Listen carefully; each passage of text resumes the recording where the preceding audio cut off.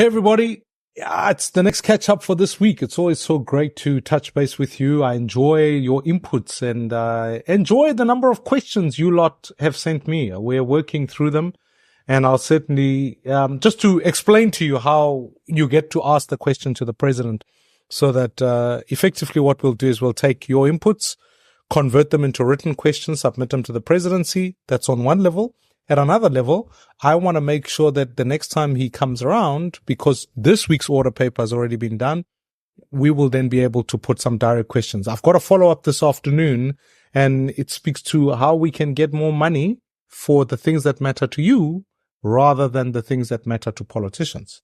So that's what we're going to talk about later on this afternoon in this week when the president comes to Parliament. Let me first of all say to the chairman of Kaizer Chiefs, it was Brakeza's birthday this week, and so I want to wish him a special 80th birthday. What an incredible legend. He's given us so much. I have been a fan of Kaizer Chiefs all of my life, as when I started supporting football, all the way from Bumkabateli teenage Lala to players like Dr. 16 Velf Kumalo, to players like Shane Pulamaketa and McGregor, to Bofani Madida, and to the next generation of players who have come through, Didier Skuse and so many others who came through generation after generation. There's been some great footballers for Kaizer Chiefs. I'm playing a game next weekend with Sean Bartlett. And so, Sean, this is my message to you. I'm looking forward to taking you on in the field. He's another legend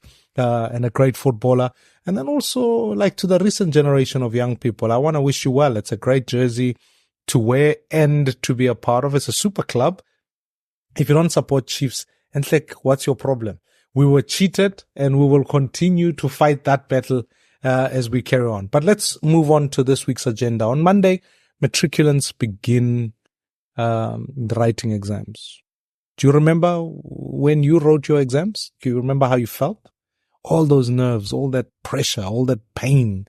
Hey, I remember mine, man. I used to study go to OPSI, getting myself stressed out just in preparation for exams, and had no teacher support. Hey, it was hard.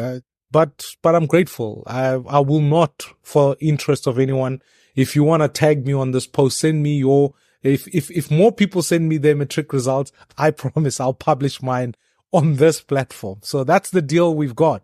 But be that as it may, how can we help the next generation of young people do better, right? So that actually our school system does not produce our young people who are unemployed, let alone unemployable. And there are a couple of things that I want to focus on, particularly in this catch-up. The firstly is, how can we change some of the policy issues that we look at in education? The first is, I think we cannot ask a young person to say they've passed at 30%, right? Like, I think we need to finish that. Why? Because it's important that young people know all across the world that they are not proficient at 30%. I wouldn't go to a hairdresser who only got 30% for hairdressing. I wouldn't go to a doctor who'd achieved the same. We need more young people who are able to pass at 50% and show that they are proficient in the subject. This also is important as it speaks to the broader overall matric pass rate at the end of the year. The government often likes to say to us 81% of the learners or pass rates are at 81%, but actually that number is fictitious. It's in many ways meaningless, because if you think about it, 8 out of 10 learners by the time they hit the age of 10 cannot read for meaning. Of 100 students who start, 40 of them drop out. So how can you tell me that you've got this 81% magical number that eventually appears at the end of it? So we've got to improve that. We've also got to improve teaching standards, right? We've got to ensure that assessments are done on teachers so that teachers who teach the subject can pass the subject. Thirdly, we need to improve on school infrastructure programs. Listen, guys, it cannot be that a child can go to a school where ultimately they're still using pit latrines, mobile toilets. It simply is unworkable. We must build world-class facilities. And I'm going to put together a model of what a brilliant school must look like. I want to build it so I can show all of us what it is to dream, for our young people to say they may be living in communities that are poor, that are tough, but let them come to a school that is excellent, that is technologically innovative, that shows the future and the potential they can have. Fourthly, I think what we've got to do is introduce an independent inspectorate so that we can be able to keep standards and also receive complaints about the DBE that are not processed or subjugated to the DBE, but can be dealt with reporting to Parliament so that we can continue to improve the quality of education and the quality of teaching. And ultimately, this is what we've got to do, is make sure that we fund education better. This will help teacher salaries. This will help infrastructural build. And this is my work.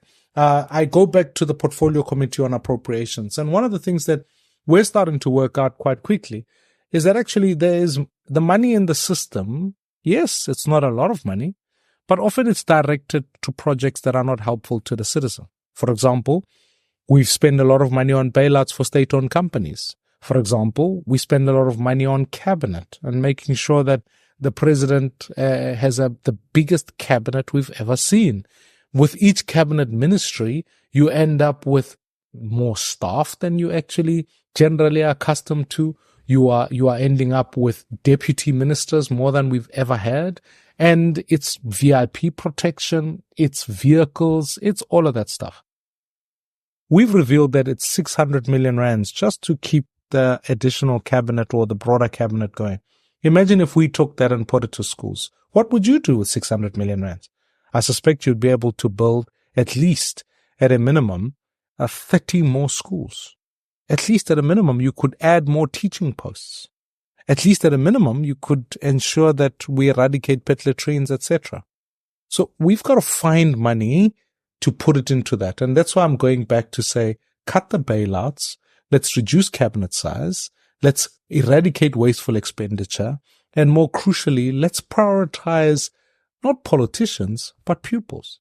Let's keep our kids, our young people at the forefront of all of this. I want to celebrate the fact that as of in the near future, ECD will become compulsory, and that actually young people can have in those first 1,000 days plus a better start prospectively. Because part of the reasons why sometimes young people cannot read for meaning by the time they age 10 is because often they're poor ECD centers. We need to make sure that we've got the best teachers in ECD, best infrastructure, so that our young people have the best start. Yes, we may have prioritized higher education, and you can remember all the debate about fees must fall. Now, I'm not anti universities being well funded. On another day, I'll do a whole thing on NSFAS and where it sits.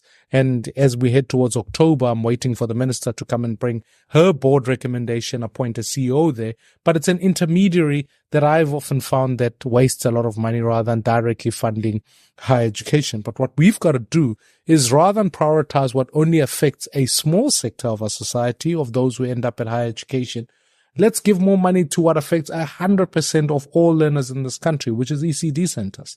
So let's take money and put it there to make sure every child in this country has the best start possible. Every child in this country can start school and finish school. Every child in this country can go to a school that's got good technology, blended, brilliant infrastructure.